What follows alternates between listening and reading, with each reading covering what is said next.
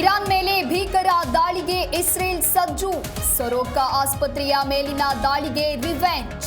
ನಾವು ಸುಮ್ಮನೆ ಕುಳಿತುಕೊಳ್ಳಲ್ಲ ಎಂದು ಇಸ್ರೇಲ್ ವಾರ್.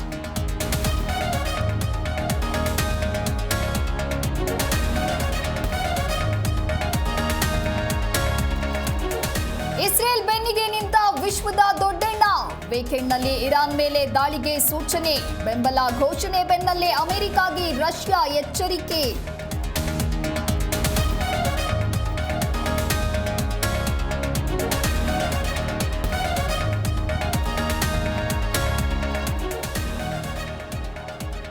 ಕೇತಗಾನಹಳ್ಳಿ ಬಳಿ ಸರ್ಕಾರಿ ಭೂಮಿ ಒತ್ತುವರಿ ಆರೋಪ. ಕೇಂದ್ರ ಸಚಿವ ಕುಮಾರಸ್ವಾಮಿಗೆ ರಿಲೀಫ್. ಸರ್ಕಾರ ರಚಿಸಿದ್ದ ಎಸ್ಐಟಿಗೆ ಹೈಕೋರ್ಟ್ ಮಧ್ಯಂತರ ತಡೆ.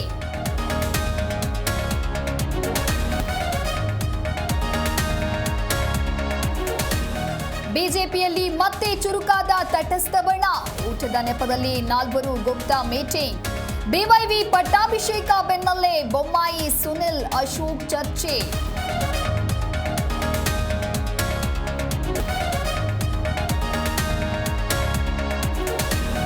ಆಟವಾಡುವಾಗ ಕೆರೆಗೆ ಬಿದ್ದು ಅವಳಿ ಮಕ್ಕಳಿಬ್ಬರು ಸಾವು. ಮೃತದೇಹ ಕಂಡು ಕುಟುಂಬಸ್ಥರ ಆಕ್ರಂದನ. ಹುಬ್ಬಳ್ಳಿಯ ಯರಿನಾರಾಯಣಪುರದಲ್ಲಿ ಘಟನೆ.